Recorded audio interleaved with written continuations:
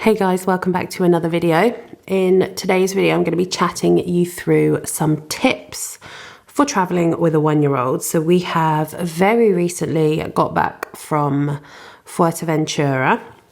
We were there for, I think it was 10 nights. So we traveled on the 1st and the 11th day, if that makes sense. We had a really lovely time. A few hiccups along the way, but I think that's expected with going away with little ones. But yeah, we had kind of a plan of how things were going to go with traveling.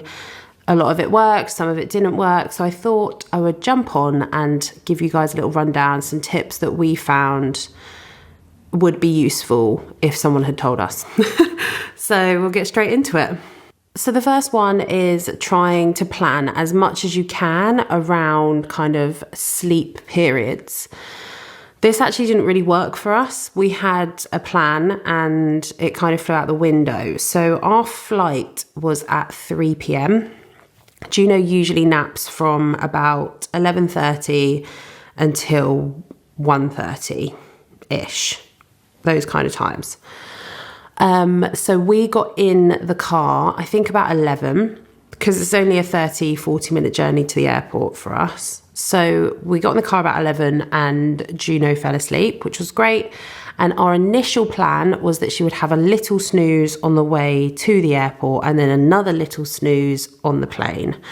So first snooze ticked off, perfect. She had about 40 minutes, I think, and we got parked. We let her sleep for a little bit longer and then got her up and headed to the airport. Absolutely fine. However, she didn't sleep on the plane literally until we were descending and landing. That's when she fell asleep. And at that point, she fell asleep for like the whole evening. She didn't really wake up. Apart from when we got into the room, we just changed her nappy and stuff and she went straight back down to bed.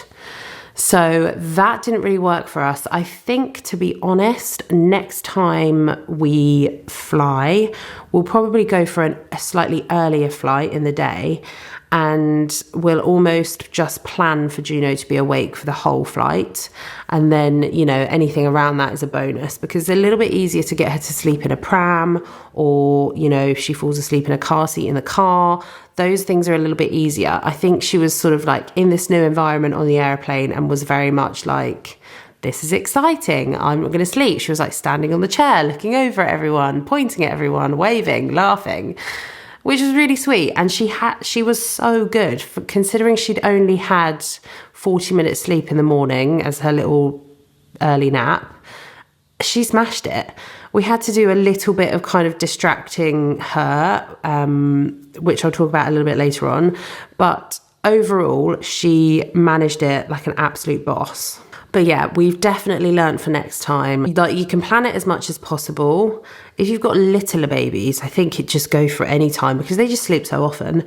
But when you've got one that's in a proper nap routine, I'd say plan it around your little one's naps if you can. But if not, you've just got to kind of get on with it in the moment. But it is a little bit easier if you know that they've slept or if you know that they're going to sleep, kind of thing. So that's what I'm trying to get at. The next one is new toys. So we took 2 new books, which one was like a magnetic sticker book and the other one was like a felt flap book. Both of those Juno absolutely loved and killed a bit of time, not loads, but we kind of got them out at different points and she was pointing at the ducks and saying duck and like was really enjoying that. So that was definitely really useful. We also took some like stacking cups so she could make towers. And then we took some building blocks and I took a couple of her cars as well. And she did really enjoy those things, not for very long because she couldn't sort of like run around and play with them. But she did sort of stand on the floor and use the seat as a table and sort of play there for a little bit as well. So that was really good. But definitely new toys, I would say, is a really good one. If you know that your child's like really into something specific, then grab them a new version of that and it will hopefully soak up a bit of time. So this next one will depend on how you feel about screen time. We're relatively relaxed. Juno doesn't have screens on all the time, but when needed, we do a bit of screen time. And we knew that the iPad would come in really handy when we were away and when we were traveling, especially. When we're doing kind of long car journeys as well, she'll sit and watch like an hour of iPad, like a film or Miss Rachel or something like that. So we knew that was going to buy us quite a bit of time. So that was one of the main things that she did, actually. And I kind of was hoping that we wouldn't be doing as much as we did. But I think because she was quite tired, and then because she was tired, she was quite relaxed and chilled. She just sat and kind of laid on one of us, watched the iPad, like watched her favourite shows. We made sure that we downloaded everything, downloaded new things as well so that she could try new things out. And that was an absolute lifesaver.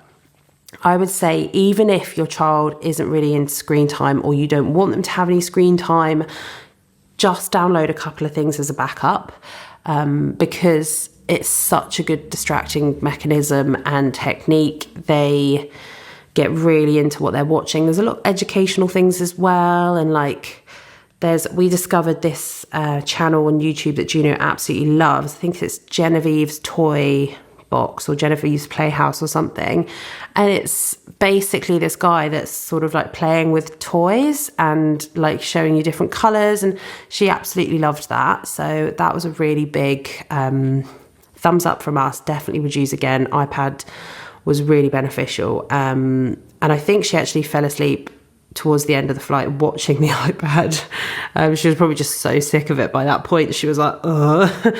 But no, we did have we were really lucky that we had it with us, and really grateful that we had downloaded loads of stuff, and it made it just feel so much smoother and a lot easier than it could have been if we didn't have it. The next one I'm going to talk about is snacks. So it's not really easy to kind of feed your baby a meal or things like that at the airport. So we just made sure that she'd had a really big breakfast, a really nice snack before we left. She'd had her milk in the morning and, you know, all her normal things. We took lots of filling snacks so that if she was upset, we knew it was because she wasn't hungry. She was already full. So that was really good. But yeah, snacks, lots of water. If your baby's still drinking like a milk bottle in the day, you can take that. We took one actually, and she did have it, but she definitely didn't need it. So I wouldn't do that again because it was quite out of her routine. So yeah, she's just so used to having a bottle in the morning and a bottle in the evening. And yeah, she didn't need that one in the middle of the day. So you live and you learn.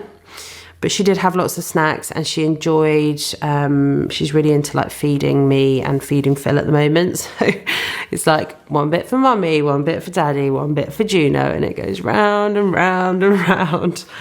So like triple snacks just so that everyone was fed. But yeah, that really worked out. And another tip actually food-wise.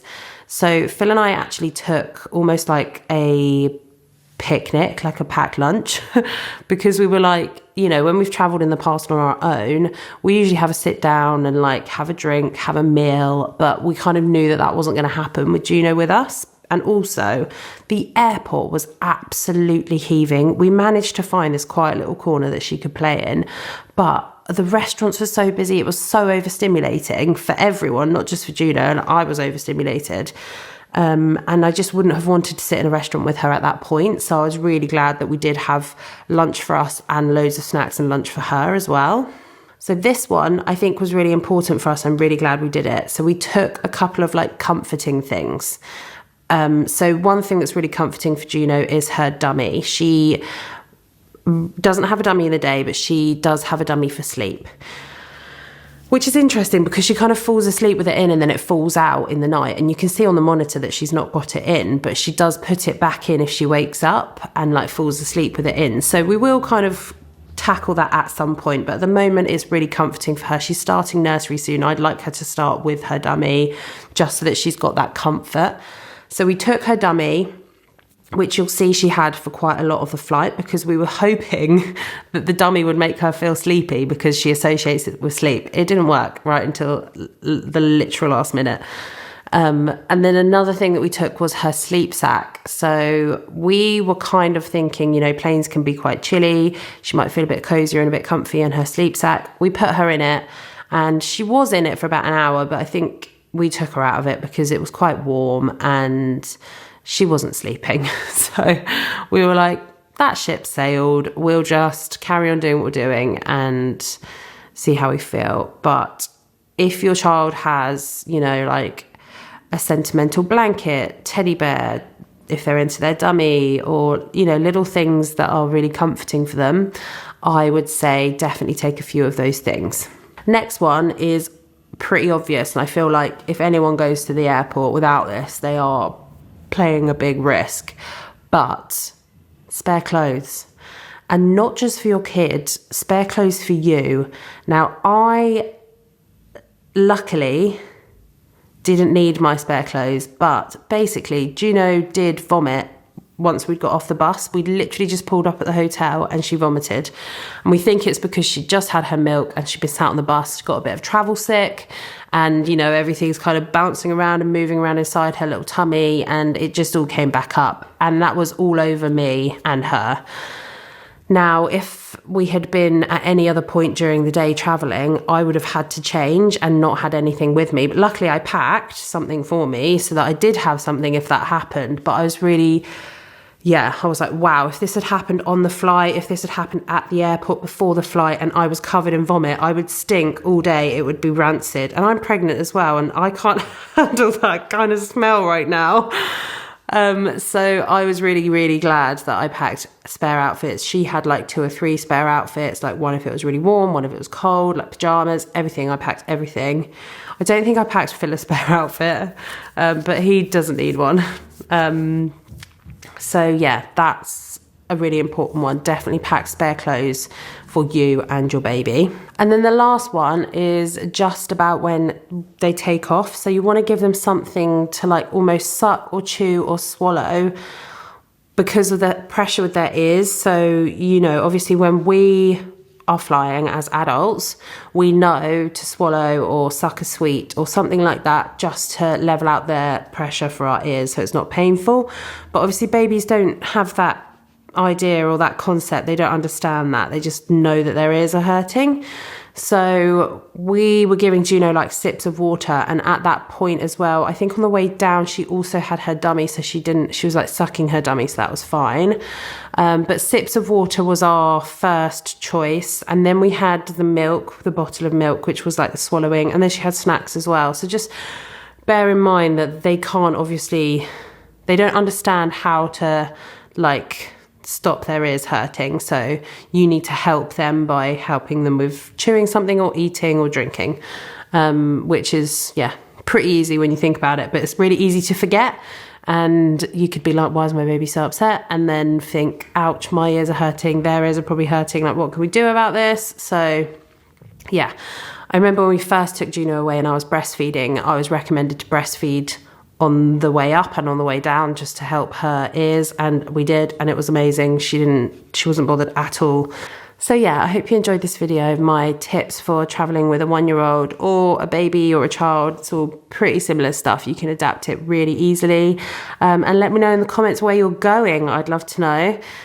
We've actually been really ill the week that after being home, so I don't actually feel like I've been on holiday very much, but I do feel a lot better now. I'm not 100%, but I do feel a lot better. Juno's almost there as well, and Phil, my partner's pretty much over it. So yeah, I hope you enjoyed this video, and I'll see you next week for my weekly upload. Lots of love. Bye.